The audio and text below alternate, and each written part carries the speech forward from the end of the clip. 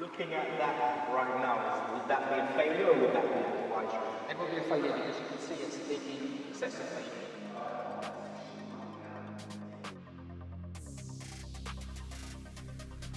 Gavin here from RCL and Let's Talk Bikes. In today's video, we're going to be taking a close look at motorcycle MOTs. By the end of today's video, you will know exactly how to never fail your bike's MOT again. Let's go. Right, so Robbie, tell us a bit about who you are, how long you've been doing MOTs for, and just a bit about your background. Owned the shop for about 5 years, been doing MOTs for nearly 10 years. What is a motorcycle MOT? It's making sure your bike is fit for the road. It should be a very easy thing. A lot of people stress about it. Yeah. And again, that's why we're here today. So we want to let the viewers know that, again, as you said, it's not a daunting process.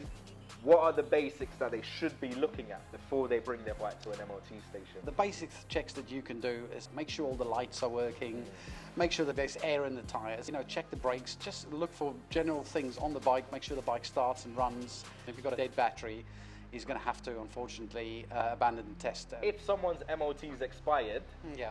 Are they allowed to ride their bike to an MOT test centre if the bike is booked in? You're allowed to drive to an MOT station. Yeah. Even if you fail, you're allowed to drive back home. You get stopped, and as long as you're booked in and you can prove that you've been booked in, you are legally allowed to drive. But what if your bike fails on a tyre? Are you still allowed to ride? You're still allowed to drive home. So then you have to get it repaired and then book it back for a retest. Okay. How long do I have to do a retest? It's 14 working days. You come back, we only test that item. Now, if your bike doesn't have a catalytic converter, is it still street legal? Because I've noticed a lot of the aftermarket exhausts, they say not for road use. There's no emission tests on motorcycles. The way we do the MOT is as long as that exhaust doesn't show not for road use, it means it will still have a pass, possibly an advisory, depends on how loud the exhaust is. Yeah. Is there a specific decibel limit, or is that just down to your discretion? I mean, there is no sort of decibel reading that we will do on it. We will be starting the bike up, and it relies on the MOT discretion. What's your take on the number plates? Is it a legal requirement to have the number plate with a reflector on, or can you say different? The reflector is part of the MOT. So a lot of people cut the rear fender down to make the bike look more slick. Most of the time underneath the number plate there will be a reflector. If you cut that off, you will get that pulled up on the MOT. Okay. So that will fail. So now Robbie and I are going to do a mock MOT test on this beautiful Triumph Street Triple. I'll be his assistant for today, and again, this is just a mock MOT test. Little disclaimer. Turn the vehicle on for me. If you can, turn the indicator on to the left. Checking the indicators, all working, dash working, telltale working. On the right-hand side, please. Yeah, right side's working. And the horn. And we're going to do the headlamp aim now. Okay, put the high beam on for me, please. Yeah, that's all good. Start the vehicle up for me, please. Just want to listen to the exhaust. Yeah. All good. Right, so now we're going to perform a rolling brake test. Robbie, what does this machine actually do, and what's happening now? We're looking for brake force. There's a bent brake disc. If the machine will pick it up by the needle. So, should we have a go? Yes, here we go. Lovely.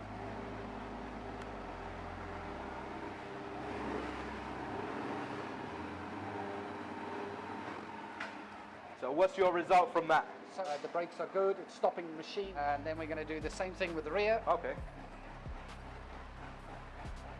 Start the bike. So the first thing is I perform a full brake test to see what it is, what the stopping power of the vehicle is. So apply it, and I get to about 60, so which is good. Just complete the brake test. What are we doing now? Basically, we're looking at the head race bearings on the vehicle. Yeah. So we're making sure that the bike's got no notch in the steering and the bearings are smooth and it's not stiff. So we just put it on this machine, and then we turn it full off left, full off right, making sure that there's no sudden notches. In the handlebar right now, you can feel if the bearings are gone. This one, actually, if you want to feel, Gavin, you stand closely, you'll feel that the steering itself notched right in the middle. Oh yeah. So is that an indication that the bearings are gone on this bike? That's correct. The first thing I'm looking for is I'm looking direction of the tyre. I am looking for the brake discs to make sure there's no score marks on it. I'm looking at the calipers. I'm looking at the brake lines, make sure there's no fluid leaking.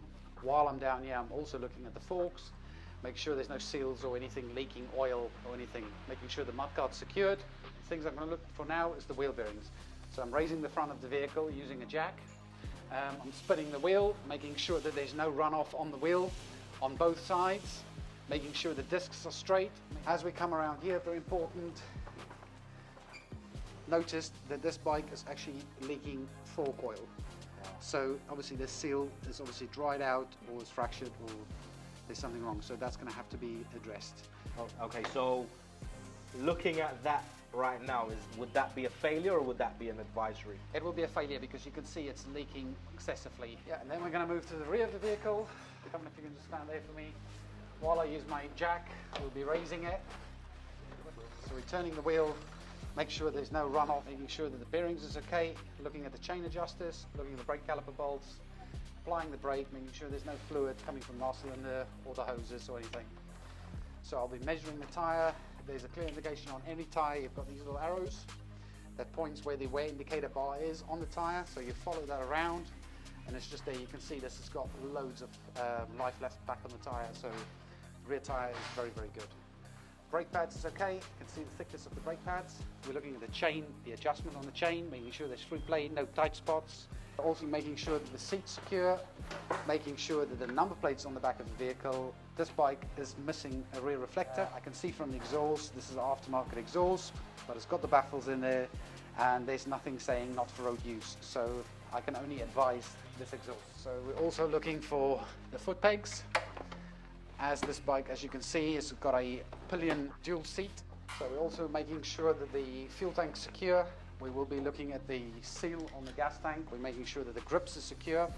If you've got an aftermarket brake lever on, if the end's broken off, and I can get 4 fingers on it, apply the brake, you might only get an advisory. But if you come with a lever where I only can put 1 finger on, it will be a failure. Straight failure. Okay. Right, so there we have it. Again, Robbie, a massive thank you for taking your time out to show us a bit more about MOTs and telling the viewers also how to never fail your MOT again. Now, for everyone in London, you know where to come to get your MOTs. Robbie, how can everyone find you? We are on 541 Harrow Road and its postcode is W104RH. We do MOTs from 9 o'clock till 5 o'clock, Monday to Friday, and on Saturday 9 till 1. Okay, lovely, lovely. Thank you very much. So what I'll do as well, I will leave it all in the description, how to contact Robbie, how to contact the shop, how to book your bikes in for MOT. I'll also add their social links as well. So thanks for tuning in. I hope you guys did find this video useful and I'll catch you on the next one.